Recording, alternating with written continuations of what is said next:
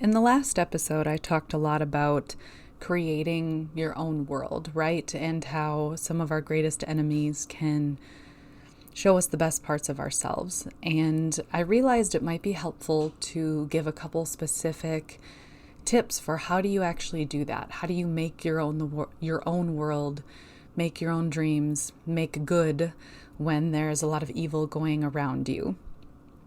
I don't know what works for everyone, but I do know what has worked and is working for me. So in this episode, I'm going to give you a few practical tips if you are currently struggling with just the general sort of evil of the world or the things in the world that might make you sad, human beings mistreating each other, or if you do have a very real enemy in your life, whether they're an actual clinical narcissist or just a very, very mean lad, whoever it might be. This episode is for you, just to share some of the things that I've learned and have worked for me. So how it's going to work is I will share a couple very specific real scenarios to my life and choices that I made to then make a world that was better. So I started making these choices before I studied Mel Robbins' Let Them theory. And if you read her book, she talks a lot about how this whole idea of let them, and what it is a conscious choice to not allow the negative intentions and often negative behavior of others to drain our energy. To be very clear, let them does not mean that we become doormats or that we just show apathy to the negative things that are going on in this world. It simply means we are not going to put our energy into changing or obsessing about people who can only make that choice for themselves. We can't make that choice for them. And so the part that Robbins says many people forget is the let me part, because let them is not the end. Let me is what can I do to protect my situation, to protect my energy, but also to make the kind of world that I want to see.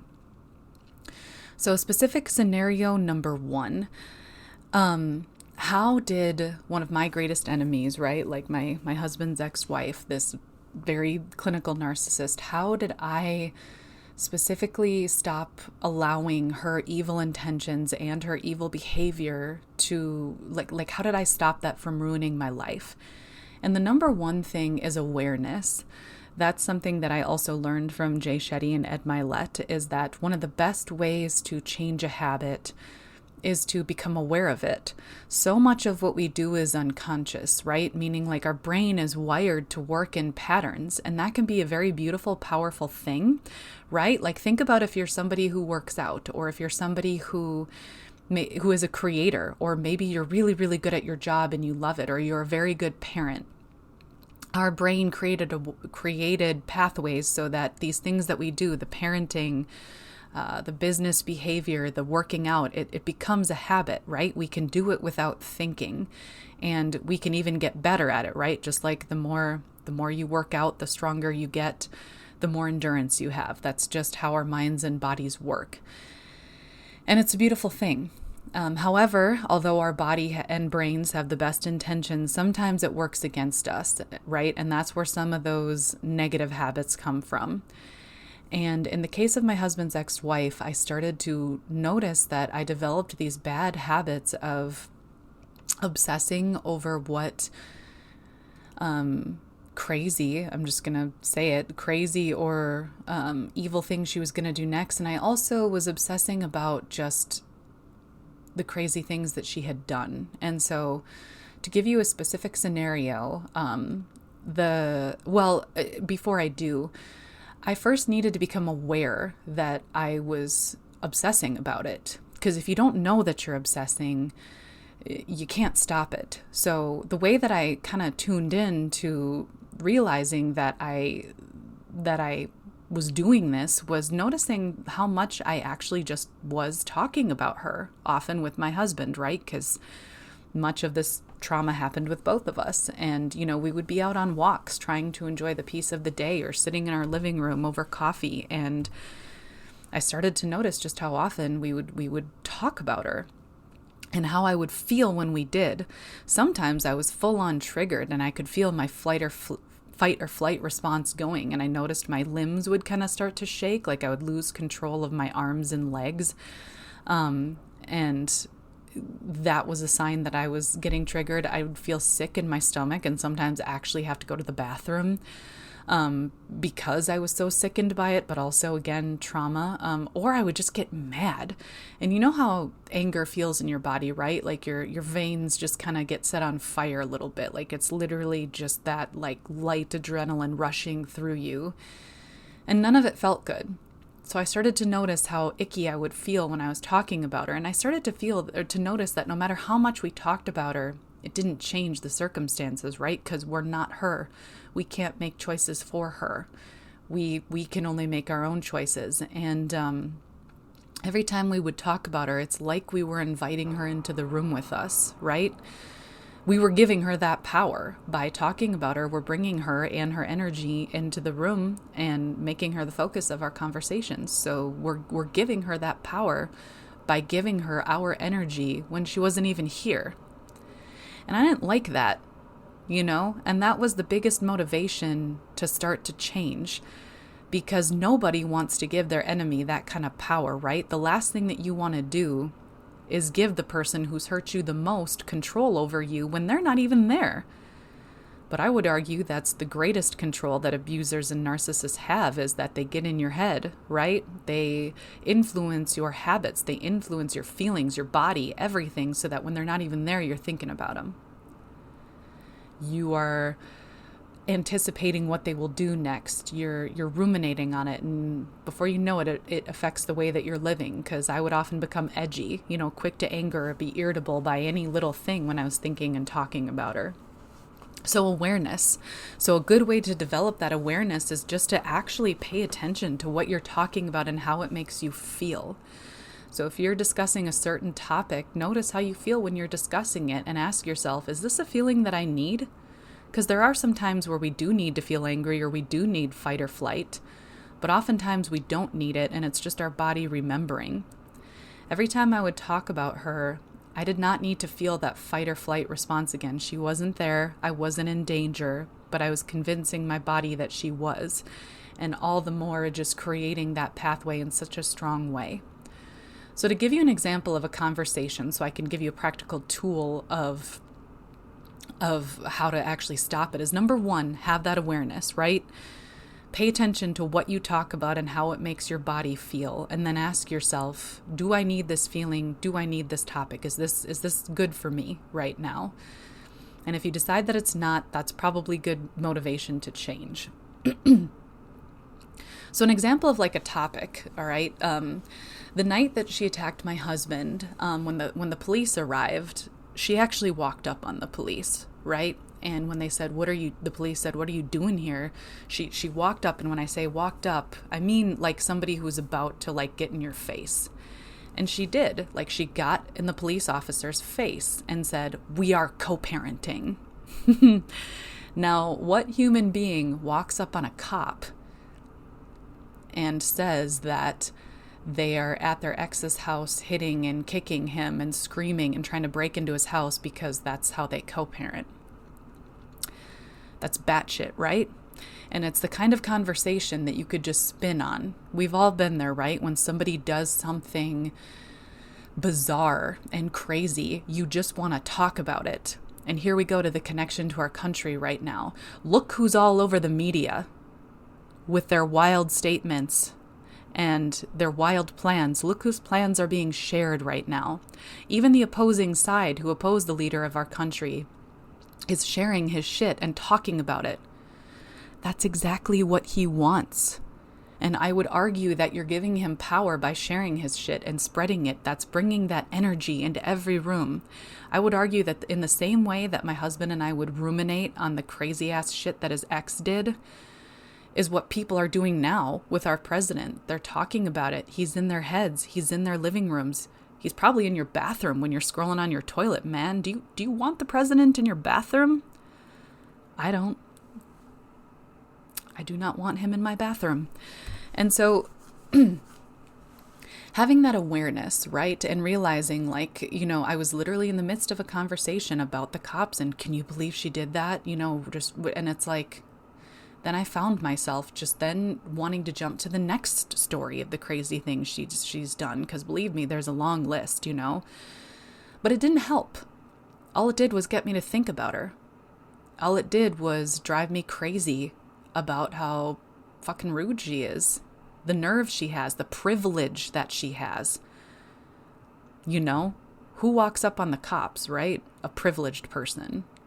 That would drive me crazy. And you can just continue to obsess and obsess about it. So a way that I changed it is I would literally be in that conversation. I'd go, oh shit, I'm talking about her. We're talking about her. My husband would realize it too, and he would go, okay, yep, and we're talking about it. Okay. Take a deep breath, just like I did now, because even bringing it up again, you can probably hear I have a little bit different tone in this episode because it affects me. Just like I'm sure your enemies affect you too. You can feel it probably in my own energy, what this does to me. And so we would realize that we were doing it. And the best conversation changer would then be to shift to our dreams. I'm going to quote Ed Milet again because I just love his work. One thing he says is that the best way to live a successful and happy and peaceful life is to operate out of imagination and dreams rather than history and memory. And what he means by that is that the more that we ruminate on our history, the more that we just repeat the same thoughts and behaviors. We don't build new dreams for ourselves. We don't use our imaginations to create new solutions. And so a very practical way that operating out of imagination worked for me is instead of ruminating on the behavior of my husband's ex-wife, I would talk to my husband instead about what I was writing. For me, my writing is such a deep part of me. And because I write things like poems, short stories, novellas, novels, random reflections, I have a lot to talk about. My husband's really passionate about comedy and screenwriting. He hopes to actually be a comedian, and just like I stopped to write down my notes and my dreams, sometimes my dreams, but like my notes or the things I want to expand on later, he'll stop and write down a joke, or maybe he doesn't have the complete joke yet, but he has an idea of where he wants to go with it.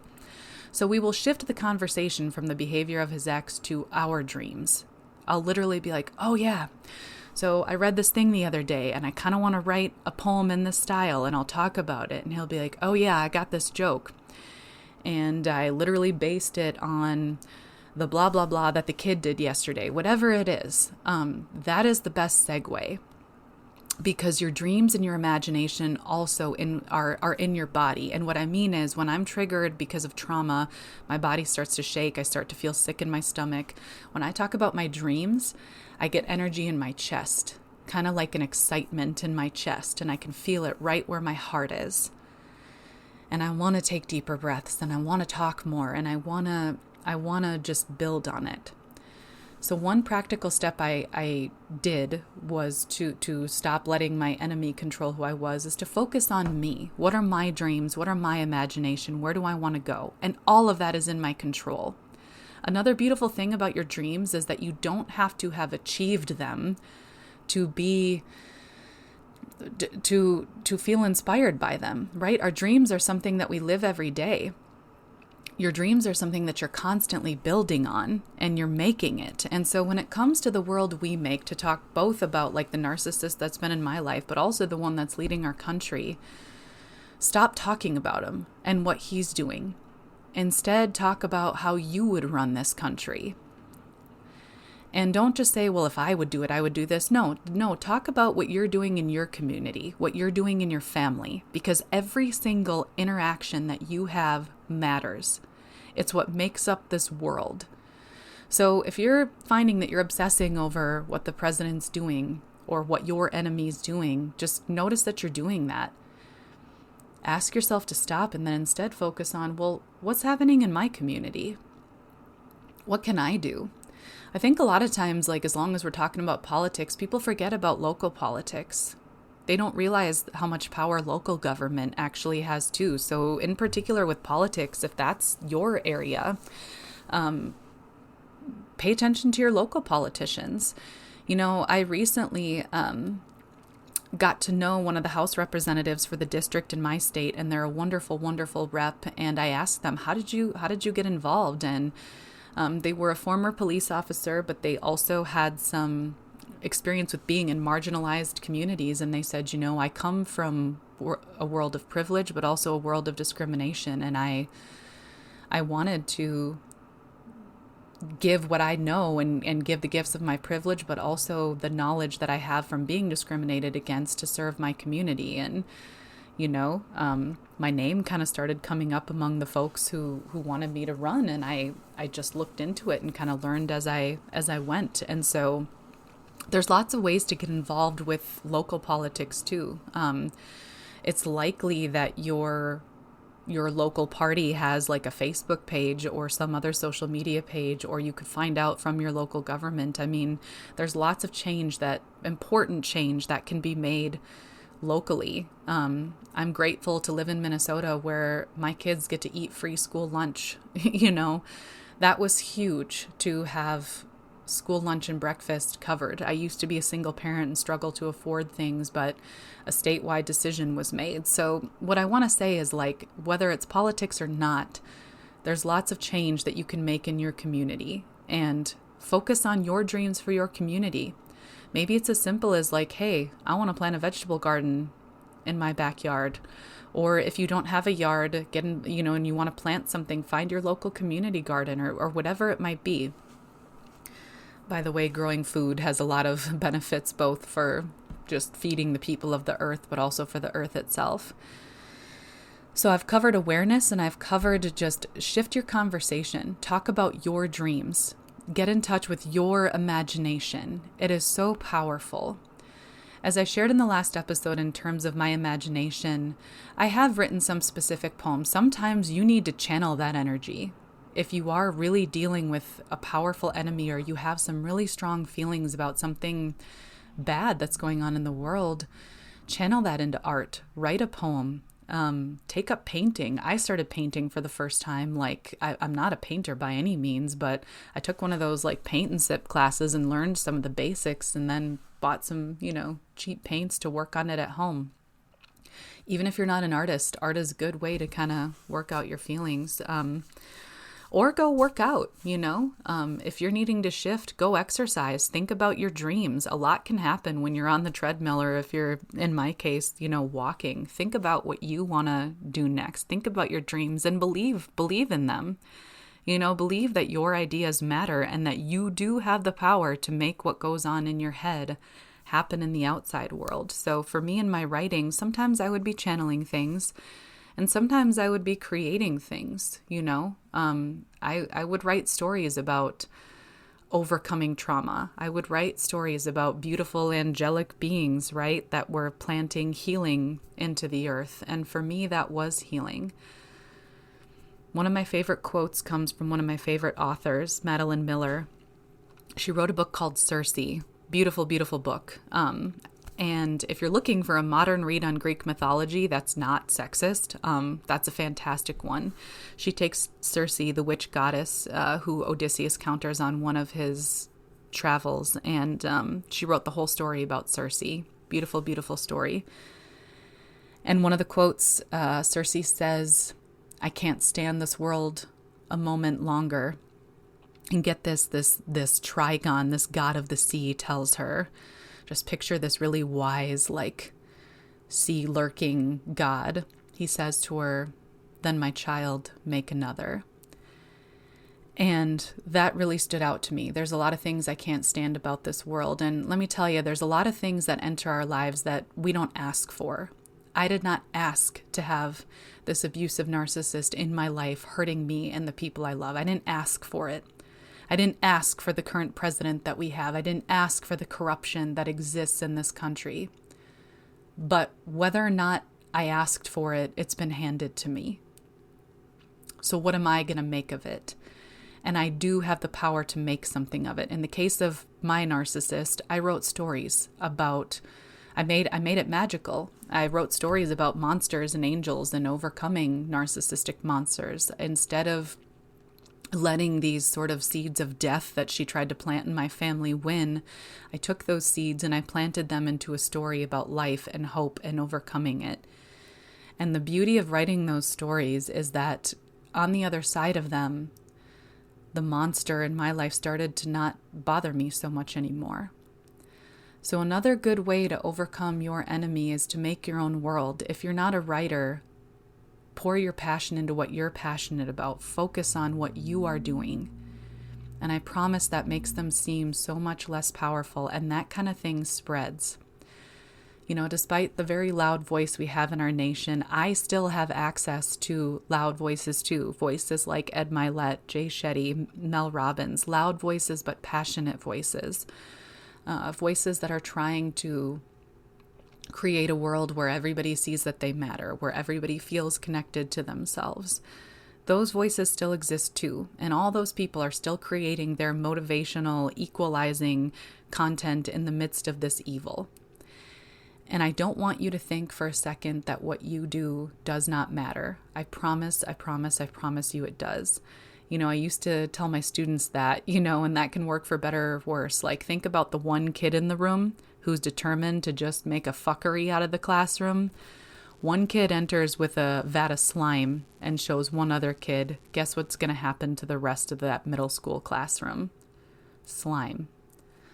But one kid enters and chooses to read an inspirational poem that they wrote, which my middle school students did. That affects the whole room too. I watched 12-year-olds read their work in front of the whole class and inspire their classmates to want to read theirs too. To quote Ed Milet again, lessons are caught, not taught.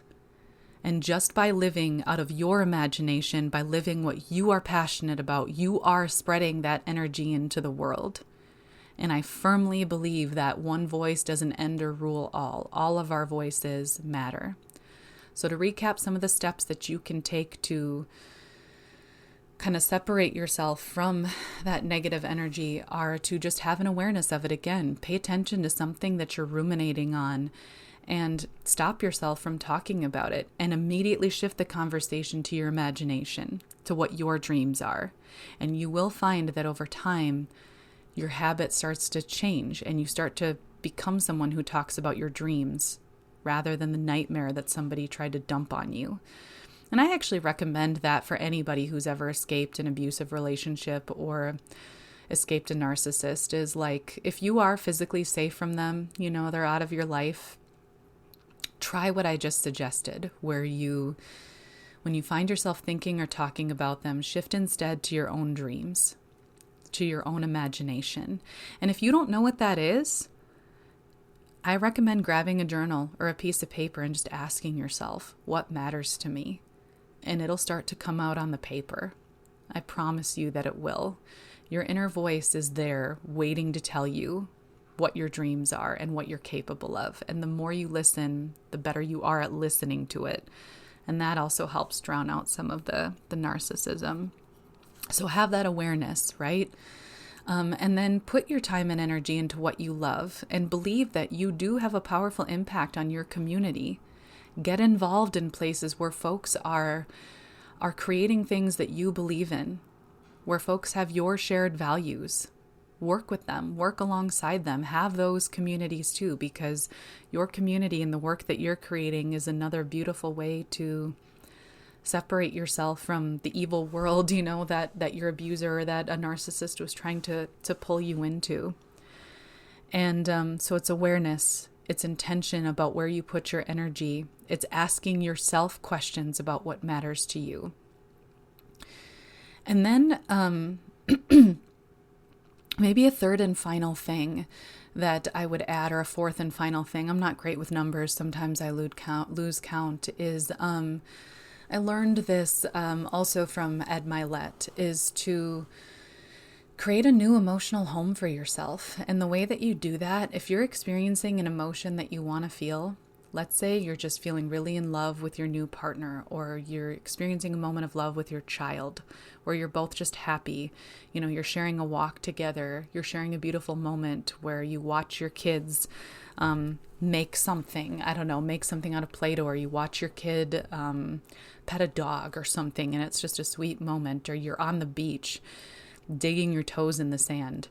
Make yourself consciously aware of what you're feeling and how that feels in your body. So when my kids are there for each other, I feel very calm. Like there's no part of me that's jumpy. Like my body is just content to sit still. And when I see my kids sharing or being kind or whatever it is, I try to just latch onto that. I'm aware that I'm feeling calm, and I tell myself, make this your home. Make this the thing that you talk about. And slowly over time, it becomes easier. And finally, before I sign out today, I want to just say, to refer back to the gratitude piece that I was trying to talk about for our enemies, I think there's plenty of beautiful ways that we can get to know ourselves and what we're capable of. And I don't think that anybody should have to endure abuse or come toe-to-toe with a narcissist to discover their potential. So please hear me. I don't want you to experience abuse. I don't believe that abuse is necessary to discover our potential. But unfortunately, there are several of us who do encounter abuse or narcissists or people who just try to dim our light. And we have to find a way to come to terms with what they've handed us. And for me, the way that I began to feel gratitude for my husband's ex is to realize, I don't think I ever would have started to make a conscious effort to change my habits about talking about negative things that upset me or put me back into that trauma response. I don't think I ever would have looked inward and seen what imaginative stories I could come up with if I didn't have to find a way to start blocking her out. Because of her and how evil she was, and that's how I came up with that Angels Wake Up poem, I had to look inward and see who I was. Who am I? What matters to me? And I don't think I would have ever looked that deep or made the stories I made if she hadn't tried to spread the evil that she did.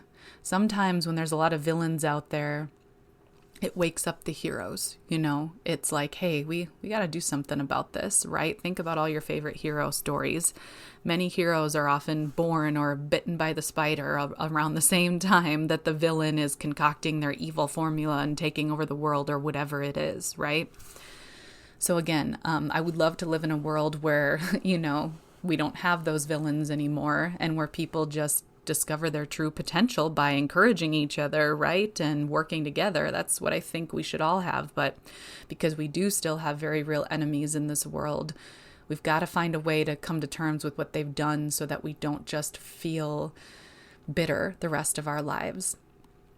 So for me, I began to feel gratitude for my husband's ex-wife, because without her and her evil, I never would have seen the healing and imagination that I was capable of.